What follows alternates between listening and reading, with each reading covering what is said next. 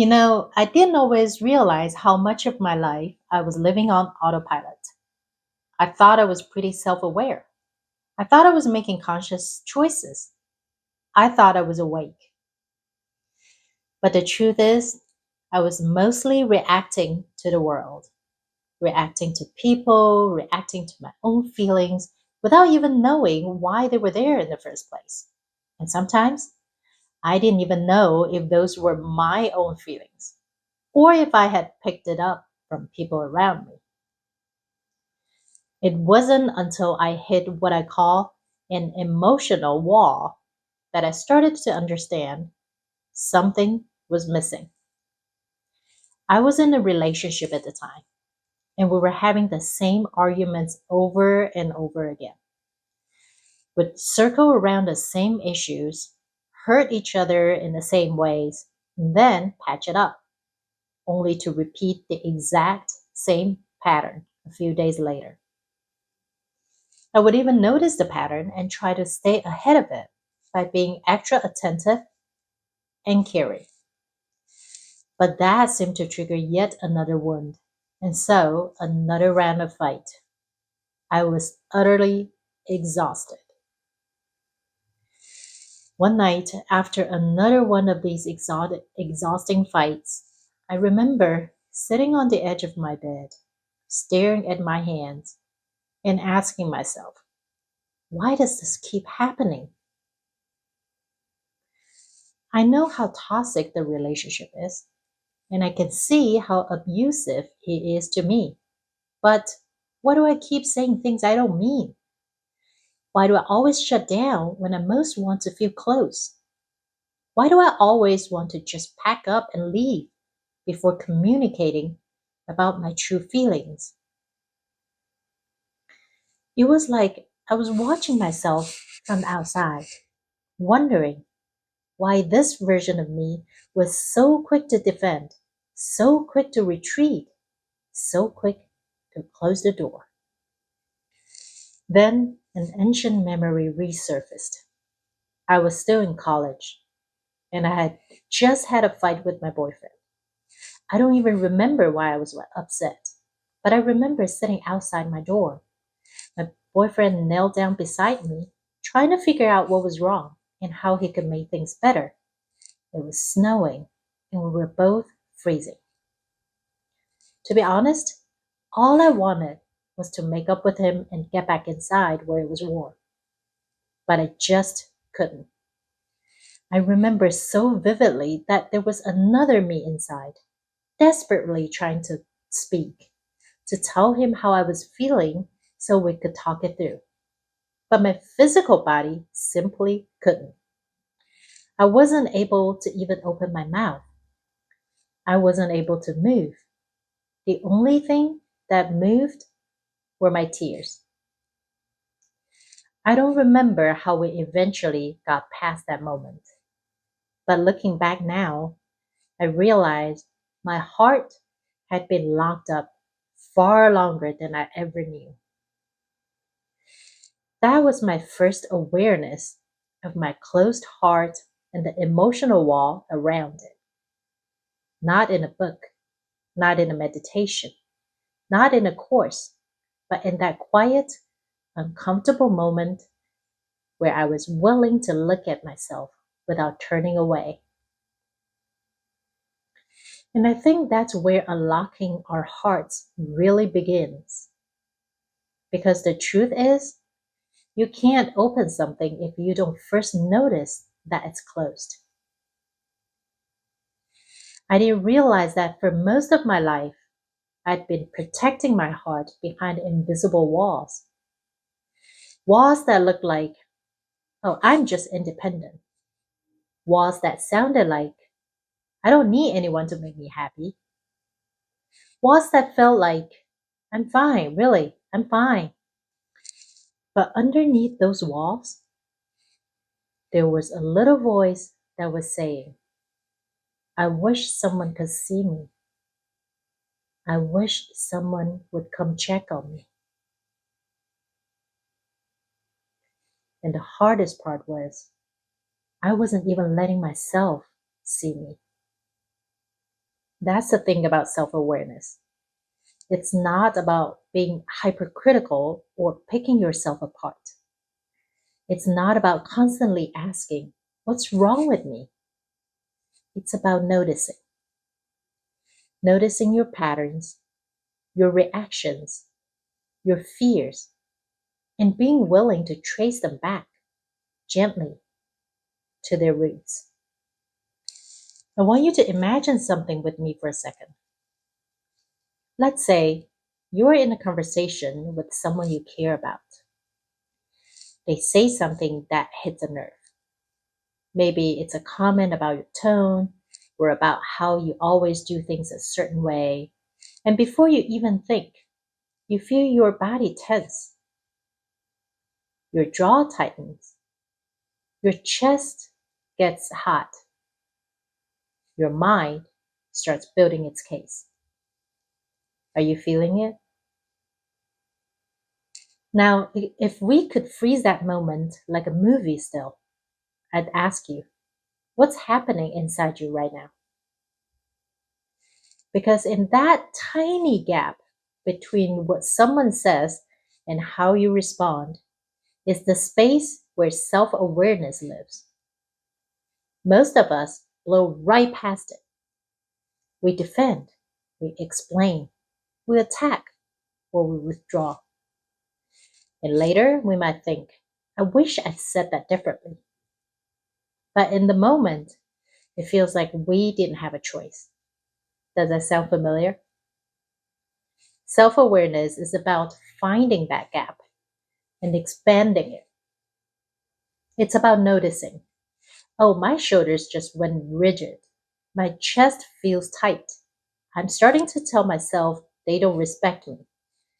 It's about pausing just long enough to realize this reaction isn't just about this moment.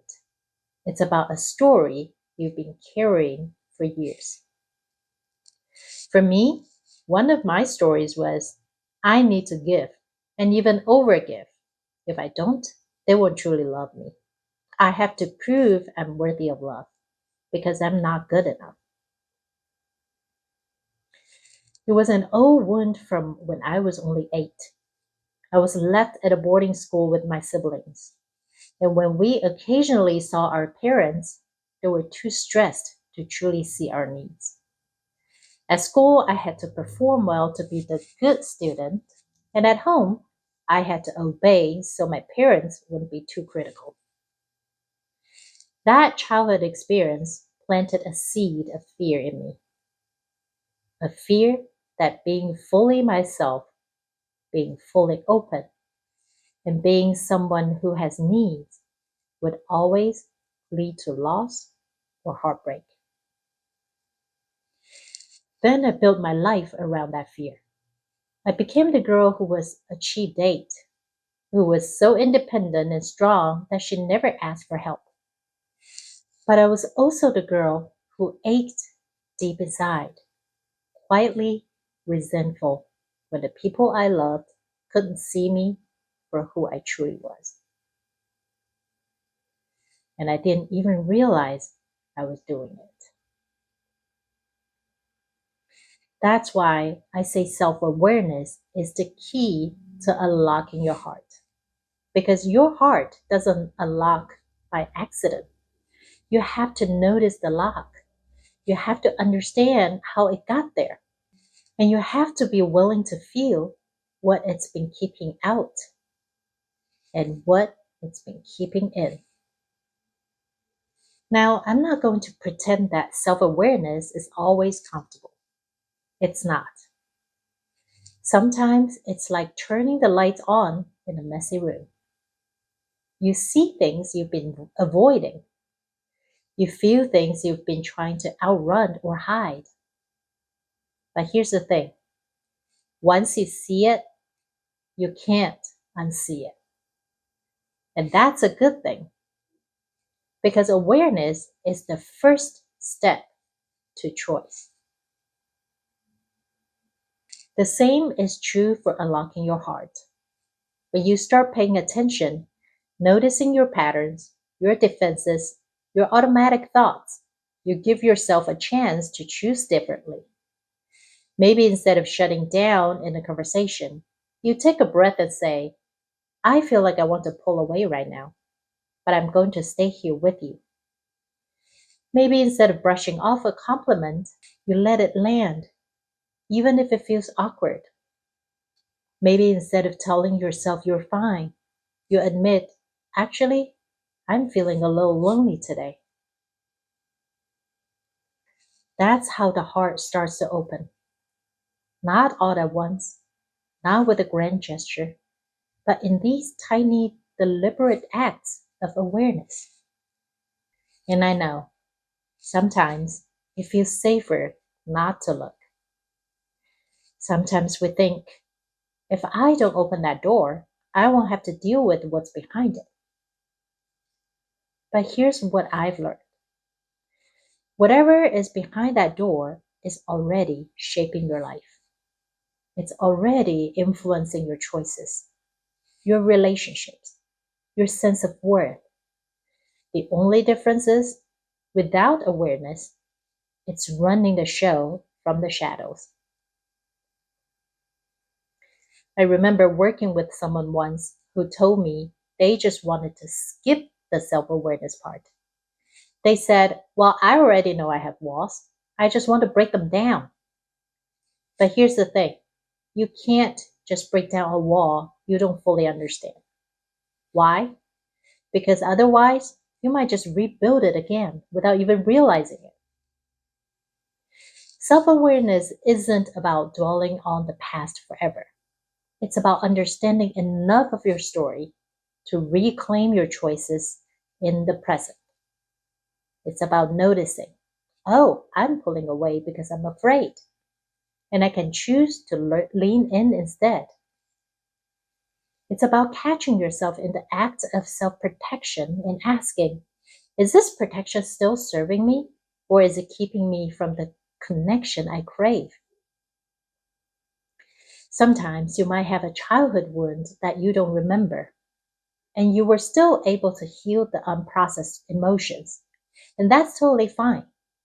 But if an emotion has been trapped for decades, it's worth listening to its story and allowing it to heal properly, isn't it? When you start doing that, something beautiful happens. Your heart doesn't just unlock, it starts to trust you because it sees that you are paying attention. It sees that you are willing to listen, even when what it has to say is messy or inconvenient or scary. And that trust, that's what allows your heart to open wider than you thought possible. I want to leave you with this thought: self awareness is not the destination, it's the key. The destination is love: love for yourself, love for others, love that flows without fear. But you can't get there if you're asleep to your own patterns. You can't open the door if you don't even realize it's closed. So maybe tonight, before you go to bed, just take a moment to ask yourself, what's one thing I noticed about myself today? It doesn't have to be deep. It could be, oh, I got tense when someone interrupted me. Or I felt a little sad when he or she didn't text me back.